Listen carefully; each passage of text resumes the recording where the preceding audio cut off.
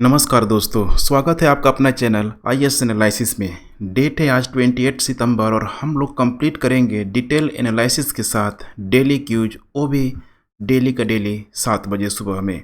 चलिए हम लोग क्लास को शुरू करते हैं। यहाँ पे देख पा रहे हैं आज का सवाल, जिसका आपको डेली का डेली नीचे कमेंट करना होता है। प्रश्न है यहाँ पे, निम्न में से कौन सा राज्य पुरुष जूनियर हॉकी विश्व कप की मेजबानी करने वाला है? Option A Bihar, option B Punjab, Orissa और तमिलनाडु। इसका जवाब है कल आपको मॉर्निंग में विस्तृत व्याख्या के साथ प्रोवाइड किया जाएगा। तब तक आप नीचे कमेंट कीजिए आपके अनुमान से कौन सा यहाँ पे करेक्ट आंसर है।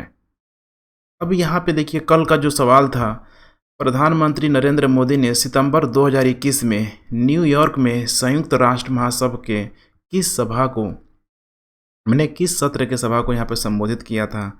इसका करेक्ट उत्तर है यहाँ पे डी, 76वें सत्र को। ध्यान रखिएगा, प्रधानमंत्री नरेंद्र मोदी ने न्यूयॉर्क में संयुक्त राष्ट्र महासभा के 76वें सत्र को संबोधित किया। यहीं पे सब क्वाड के लोग, ठीक है, सब आए हुए थे। कमला हैरिस वगैरह काफ़ी मुलाकात हुआ है, अभी 1-2 दिनों से चर्चा में रहा है न्यूज। मोदी ने यहाँ पे देखिए कोरोना वायरस महामारी, जलवायु परिवर्तन और वैश्विक आतंकवाद से संबंधित मुद्दों पर भी प्रकाश डाला है। तो नए लोग हैं तो चैनल को सब्सक्राइब जरूर कर लीजिए। अगर लेक्चर पसंद आ रहा है, वीडियो पसंद आ रहा है तो लाइक शेयर कमेंट आप लोग करते रहें। एंड पीडीएफ के लिए पूरी की पूरी पीडीएफ इसी टेलीग्राम चैनल पे अपलोड की जा रही है, इससे आप लोग यहाँ पे ज्वाइन जरूर कर लें। तो चलिए फ्रेंड्स, आज का जो पहला जो सवाल है, निम्नलिखित में से कौन सा रेलवे स्टेशन पूरी तरह से सौर ऊर्जा से संचालित होने वाला पहला रेल स्टेशन बन गया है? इसमें 5 सेकेंड का आपको टाइम दिया जाएगा, नीचे आपको कमेंट करते चलना है। Option A Chhatrapati Shivaji terminal Mumbai, option B Howrah station Paschim Bangal, option C Ghum railway station Paschim Bangal, option D Chennai Central railway station.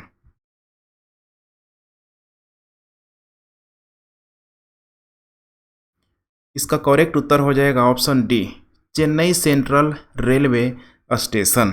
यहाँ पे आप देख पा रहे हैं कि अब उससे क्या होगा, वहाँ पे जो लगा हुआ जो भी सोलर पैनल जो लगाया गया है, उससे 100% यहाँ पे दिन की ऊर्जा को यहाँ पे सोलर पैनल की जो आवश्यकता से यहाँ पे पूरा किया जा सकता है। दक्षिण मध्य रेलवे जो है पूरी तरीके से इसी के अंतर्गत जो चेन्नई का जो क्षेत्र आता है, यहाँ पे ध्यान रखिएगा, चेन्नई सेंट्रल रेलवे दक्षिण मध्य रेलवे जोन के अंतर्गत ये आता है। कुछ और जानकारी आप देख पा रहे हैं यहाँ पे कि इससे पहले थोड़ा कन्फ्यूजन पॉइंट है, यहाँ पे आपको ध्यान रखना है कि इससे पहले जो आंध्र प्रदेश का जो विजयवाड़ा स्टेशन था, रेलवे स्टेशन था, 130 यहाँ पे किलोवाट आप देख पा रहे हैं यहाँ पे, ठीक है, सौर पैनल के साथ कवर किया जाने वाला देश का पहला रेलवे स्टेशन बन गया था। लेकिन अभी हम लोगों ने देखा था कि संपूर्ण सौर ऊर्जा से संचालित होने वाला यहाँ पे चेन्नई पहला रेलवे स्टेशन बना हुआ है। रेल मंत्रालय के मुताबिक रेलवे स्टेशन की कुल बिजली खपत का 18% इसी सौर ऊर्जा से यहाँ पे कंप्लीट किया जाएगा। नंबर 2 प्रश्न है यहाँ पे, सितंबर 2021 में निम्नलिखित में से कौन सा देश संयुक्त अरब अमीरात के दूसरे सबसे बड़े व्यापारिक भागीदार के रूप में उभरा हुआ है 2021 में? ऑप्शन ए चीन, option B Bharat, option C America, option C यहाँ पे है डी है रूस। यहाँ पे नीचे आप लोग कमेंट करना जारी रखें।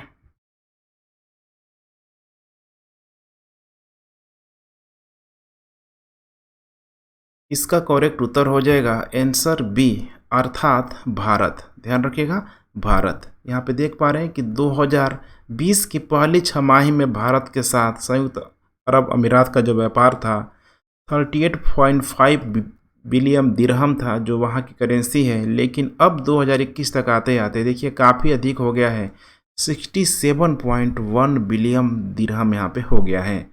चाइना की बात करें यहाँ पे तभी पीछे है भारत से, लेकिन बहुत पीछे नहीं है। 2020 में 66.3 बिलियन दिरहम था। क्वेश्चन नंबर 3, निम्नलिखित में से किस राज्य को सोजत मेहंदी के लिए भौगोलिक संकेत यहाँ पे जीआई टैग मिला हुआ है। जियोग्राफिकल इंडिकेशन किसे दिया गया है? ऑप्शन ए कर्नाटक, राजस्थान, महाराष्ट्र, गुजरात। नीचे आप लोग कमेंट जारी रखें।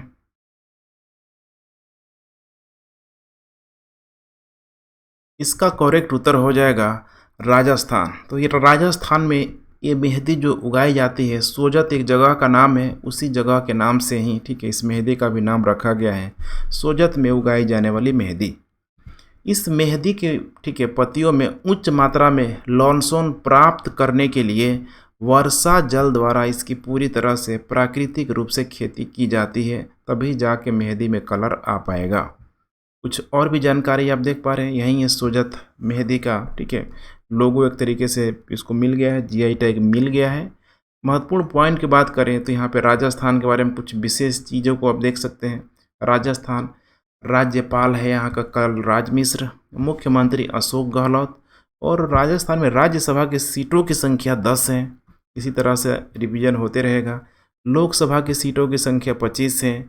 और ध्यान रखिएगा यहाँ पे पंजीकृत जीआई टैग है जयपुर की नीली मिट्टी के बर्तन। इसके अलावा राजस्थान में और भी चीज़ है, नीली मिट्टी के बर्तन, कठपुतली, इसके अलावा सांगानेरी हेड ब्लॉक प्रिंटिंग। तीनों को ठीक है, तीन नहीं एक्चुअली ठीक है तीन ही है, नीली मिट्टी के बर्तन, कठपुतली और सांगानेरी हेड ब्लॉक प्रिंटिंग। और एक और जुड़ गया यहाँ पे सोजत मेहंदी। नेक्स्ट प्रश्न है 4 नंबर, सितंबर 2021 में निम्नलिखित में से किस राज्य के पहले पाल्टमेटम का उद्घाटन किया गया है, जो उत्तर भारत में भी सबसे बड़ा है? तो पाल्ट मेटम, आप इसको जैव विविधता से समझ सकते हैं, मतलब जैविक उद्यान से समझ सकते हैं, जहाँ पे कई प्रकार के पेड़ पौधे यहाँ पे लगे रहते हैं। तो पहला ऑप्शन है हरियाणा, दूसरा है हिमाचल प्रदेश, तीसरा है पंजाब, चौथा है उत्तराखंड। कमेंट आप लोग करते रहें।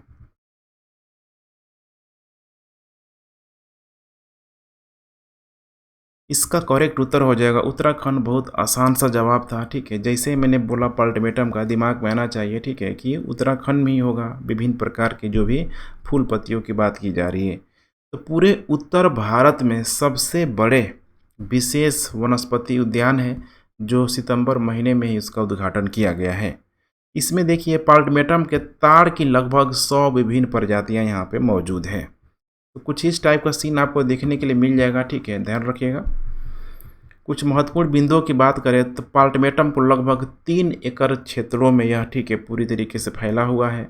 और इसमें कैना प्रजाति बहुत इंपॉर्टेंट है कि कैना प्रजाति की 40 अलग अलग रंगों वाला कैगा गार्डन भी पाल्टीमेटम के सौंदर्य मूल को जोड़ने वाले आकर्षण के बिंदुओं में से एक है। प्रश्न नंबर 5, निम्नलिखित में से किस संस्थान ने चाय की पत्तियों पर उन्नत शोध के लिए पतंजलि आयुर्वेद लिमिटेड के साथ एक समझौता ज्ञापन पर हस्ताक्षर करने का निर्णय लिया है? अर्थात पतंजलि जाके ठीक है वहाँ पे चाय पत्तियों को एक रिसर्च करेगी, अपनी आवश्यकताओं के अनुरूप ठीक है उसका रिसर्च करेगी। यहाँ पे 4 ऑप्शन है, भारतीय कृषि अनुसंधान संस्थान, दार्जिलिंग चाय अनुसंधान एवं विकास केंद्र, सी में है टोकलई चांद चाय अनुसंधान संस्थान, और डी में है Indian institute of plantation management. Comment आप लोग करते रहें।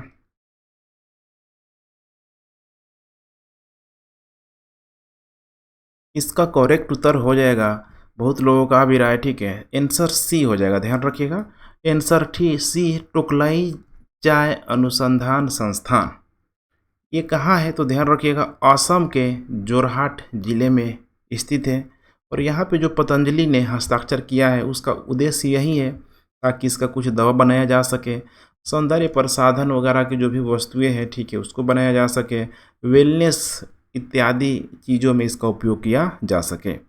और ये टोकलई जो है विश्व का सबसे पुराना और सबसे बड़ा चाय अनुसंधान संस्थान है। यहाँ पे आप देख पा रहे हैं कुछ इस टाइप का ठीक है, जब भी कोई मेमोरेंडम ऑफ अंडरस्टैंडिंग साइन होता है तो ठीक है बहुत सारा इस टाइप की गतिविधियों को आप यहाँ पे देख पा रहे हैं।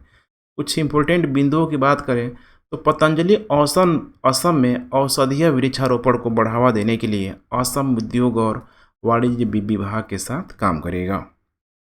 क्वेश्चन नंबर 6, निम्नलिखित में से किस राज्य ने बच्चों के लिए डिजिटल नशा मुक्ति केंद्र खोलने का निर्णय लिया है? बहुत ही इंपॉर्टेंट सवाल है। डिजिटल नशा मुक्ति केंद्र खोलने का निर्णय लिया है। ऑप्शन ए महाराष्ट्र, कर्नाटक, पंजाब, केरल। कमेंट आप लोग करते रहे। इसका करेक्ट उत्तर यहाँ पे हो जाएगा, ठीक है, डी हो जाएगा, डिजिटल नशा मुक्ति केंद्र डी, अर्थात केरल के द्वारा यह चलाया गया है। तो केरल के जो मुख्यमंत्री हैं पिनाई विजयन के द्वारा यहाँ पे डिजिटल नशा मुक्ति केंद्रों की स्थापना की घोषणा की गई है। तो फंक्शन क्या करेगा, क्या इसका उद्देश्य होगा? तो ऑनलाइन गेम के आदि बच्चों को समाज की मुख्य धारा में लाना है। उत्तर भारत में हर एक स्टेट में इस तरह की गतिविधियों को अपनाना चाहिए। यहाँ पे देख पा रहे हैं, ठीक है, केरल के सीएम। कुछ और भी पॉइंट की बात करें केरल के, तो देख पा रहे मुख्यमंत्री पिनाई विजयन। विपक्ष के नेता यहाँ पे इम्पोर्टेंट हो सकता है वी.डी. सतीशान। राज्यपाल है यहाँ पे अभी तक आरिफ मोहम्मद खान। लोकसभा में सीटें हैं 20 और राज्यसभा में सीटों की संख्या है 9। प्रश्न नंबर 7, सितंबर 2021 में राष्ट्रीय कैडेट कोर एनसीसी के महानिदेशक के रूप में किसे नियुक्त किया गया है? यहाँ पे विनोद वशिष्ठ, विक्रम अग्रवाल, गुरबीरपाल सिंह और ए चक्रवर्ती। कमेंट आप लोग करते रहे। इसका करेक्ट उत्तर यहाँ पे हो जाएगा सी, ध्यान रखिएगा सी, गुरबीरपाल सिंह। गुरबीरपाल सिंह यहाँ पे देख पा रहे हैं लेफ्टिनेंट जनरल गुरबीरपाल सिंह ने 27 सितंबर 2021 को राष्ट्रीय कैडेट कोर के महानिदेशक के रूप में पदभार ग्रहण किया है। अब इसके अलावा इनका कुछ और भी अचीवमेंट है कि जो गुरबीरपाल सिंह ने कश्मीर घाटी के क्षेत्रों में, ठीक है, वहाँ पे सैन्य संचालन किया हुआ था। इसके अलावा लेबनान में संयुक्त राष्ट्र में यहाँ पे अंतरिम बल में एक विशेष बटालियन की कमान संभाली हुई थी।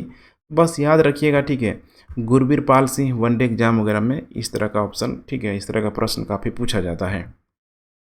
प्रश्न नंबर, ठीक है, यहाँ पे कुछ और भी एनसीसी के बारे में आप देख सकते हैं। एनसीसी का फुल फॉर्म होता है नेशनल कैडेट कॉर्प्स। इसकी स्थापना हुई थी 1948 में। मुख्यालय है नई दिल्ली में।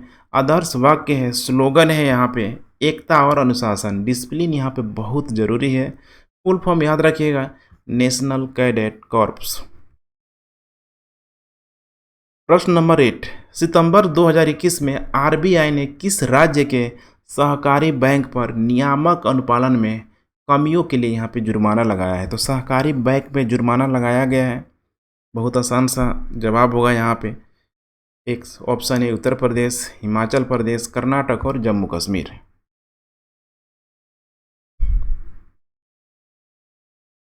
इसका करेक्ट उत्तर हो जाएगा जम्मू कश्मीर। देखिए हुआ क्या है यहाँ पे जम्मू कश्मीर में, तो यहाँ पे जो बैंक खोला गया है उस बैंकों ने क्या किया कि आरबीआई के पूर्व अनुमति के बिना, मैंने बिना परमिशन का ही वो सब शाखा चलाने लगा।